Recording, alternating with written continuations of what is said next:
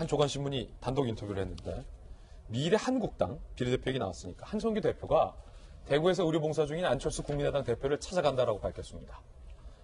필요하면 국민의당도 비례정당만 하는 정당이잖아요. 국민의정당과 미래한국당이 합쳐야 된다. 필요하면 당대표 자리도 내주겠다라고 한성규 대표가 인터뷰를 했습니다. 만약에 사실상 안철수계로 분류되는 지역구 의원들도 미래통합당으로 상당수 흡수가 된 상황에서 비례정당마저 합쳐진다면 완벽한 통합이 성사된다라는 판단을 한 것 같습니다. 함께 보시죠. 지금 비례정당이 느껴지십니까? 거대 양당 간에 비례정당을 두고 정말 피 튀기는 승부를 하고 있는 거예요. 이쪽에서는 비례민주당 띄우는 거고, 비례연합정당. 이쪽에서는 까짓 거 그럼 안철수 대표까지 합치자라는 시도를 하는 거고. 안철수 만나러 대구로 한성규 당대표 넘길 수도. 내일이나 모레 대구로 내려가 안철수 대표에게 통합을 제안하겠다. 안 대표가 원한다면 아예 대표 자리를 넘길 수도 있다라고까지 얘기를 했습니다. 이미 안 대표가 영입했던 의원 대부분이 미래통합당으로 옮겨왔다. 지역구 출마 중이다. 그분들 안 대표 정치적 미래 감안하면 큰 판으로 들어와야 한다. 나는 총선 끝나면 정치 완전히 떠날 것이다. 라는 단서도 달았습니다. 자, 국회통. 네. 장통. 네. 만약에 미래한국당하고 국민의당까지 합쳐진다면 이건 완벽한 보수통합이죠. 그렇죠. 그렇게 되면 중도 보수통합이 돼서 원래 이제 중도 통합까지 되는구나. 예, 미래통합당 그 황교안 대표가 추구했던 그런 통합이 완성이 된다고 보여져요. 근데 한성규 대표가 원래 참 저런 분이 아닌데 역시 자리가 사람을 만든다라는 생각이 들어요. 저분에게 이제 소명의식이 생긴 거죠. 그래, 내가 이제 당대표, 미래 한국당이라는 당대표를 하고 있는데 총선 승리를 위해서는 내가 무엇을 해야 할 것인가, 내가 뭐든지 하겠다라는 그런 소명의식이 생긴 것 같습니다.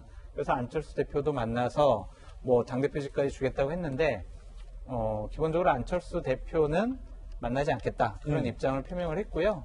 그 다음에 뭐 황교안 대표랑 지금 뭐 좀 약간 선긋기 하는 거 아니냐, 여러 가지 좀 불협화음이 나온다라고 여러 가지 언론 보도에서 나오는데 저는 그거는 좀 약간의 좀 쇼가 들어간 것 같아요. 왜냐하면 지금 우리 황교안 대표랑 그 다음에 미래통합당하고 아주 긴밀하게 비례대표들을 누구를 할지 우리 논의하고 있습니다라고 공개적으로 얘기하거나 언론에 알려줘 봐요.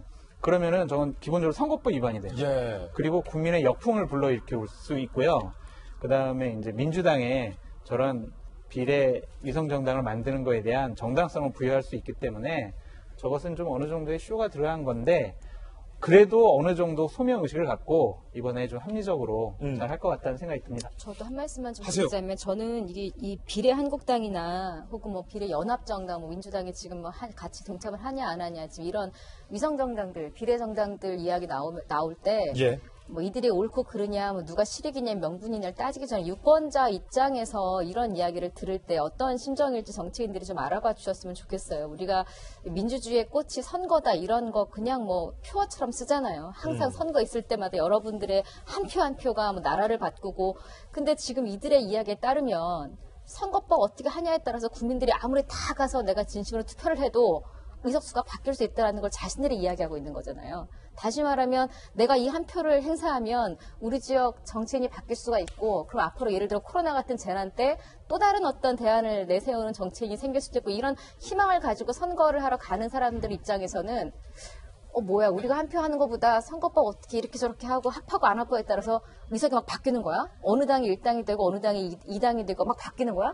이런 약간 유권자 입장에서는 내 한 표가 그렇게 소중한 게 아니라 오히려 우리의 한 표는 저런 것에 이렇게 농락될 수도 있는데라는 굉장히 큰 허탈감이 느껴질 수도 있다는 생각이 들어요. 그리고 앞서 선거법 뭐 이산 대표가 그 의석수 도둑맞게 생긴 법안이라고 말씀을 하셨는데 이거를 누가 만들었는지, 이렇게 의석수 도둑맞게 될 만한 선거법들을 다 정치인들이 함께, 전 여당만 욕하는 게 아니라 다 같이 어쨌거나 만든 거예요. 그 만든 것이고, 앞서 중앙선 침범이 오는데 방어 운전해야 되겠지 이 얘기도, 중앙선 침범은 불법이죠. 근데 지금 미래한국당은 불법이 아니니까 존재하고 있는 거잖아요. 그게 불법이 아닌 이 선거법을 누가 만들었어요? 역시 당신들이 같이 만들었어요. 그런데 이렇게 해놓고서는 세계 정치학계의 상상력을 뛰어넘는 범죄 행위를 지금 미래한국당이 하고 있으니까 우리가 방어해야 된다라는 건데, 그럼 세계 정치학상 뛰어넘는 범죄 행위를 그럼 우리도 하겠다라는 얘기가 되는 거거든요. 전 지금 민주당의 이 말도 명분이 없는데 실리를 너무 내세우기 위해서 명분을 이용하려다 보니까 지금 앞뒤가 안 맞는 말이 쏟아지고 펼치고 있는 것이고 저는 미래한국당을 잘하고 있다는 것이 아니라 미래한국당이 이렇게 뜨고 있는 이유는 오히려 민주당에서 계속 이렇게 말을 함으로써 미래한국당이 굉장히 역할이 커졌구나라는 존재감을 부각시켜준다는 생각도 들거든요. 정치인들이 유권자들에게 이렇게 허탈함을 주지 않는 이야기들을 한마디라도 생각을 좀 하고 뱉어주셨으면 하는 바람입니다.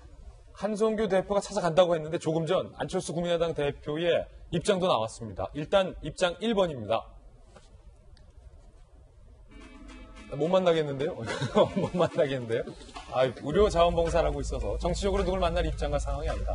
나는 실용적 중도 정치의 길을 굳건하게 가겠다. 이 말 들으면 국회통, 장통. 네. 이거 뭐 합치지 않겠다. 만나지도 않겠다. 오지도 마라. 뭐 이거 아닙니까? 네, 그렇게 느껴지는데 저 안철수 대표가 계속 대구에만 있지 않을 거 아닙니까? 어차피 좀 봉사활동 마치고 서울로 올라와야 되는데 서울로 와서는 만날 수도 있겠다라는 느낌이 팍 왔습니다. 그렇군요. 네. 이거 뭐 근거가 있거나 그런 겁니까? 저희 느낌입니다. 느낌이다. 국회통으로서의 느낌이다. 네. 제 느낌도 좀 얘기해 드릴까요? 그냥 원칙이 아니라 그 정치를 그냥 분석하는 입장에서 좀 얘기를 드리면은, 한선교 대표가 이제 본인이 정치를 어떻게 마감하고 싶다 하는 괜히 욕망이 생겼구나. 왜냐하면은 저걸로 이제 한선교 대표는 기억이 될 거예요. 이제까지 국회의원 생활하면서 여러 가지 했지만은 그게 하나 있고, 두 번째는 그렇기 때문에 한선교 대표가 갈 때, 원래 저런 거 갈 땐 조용히 가거든요.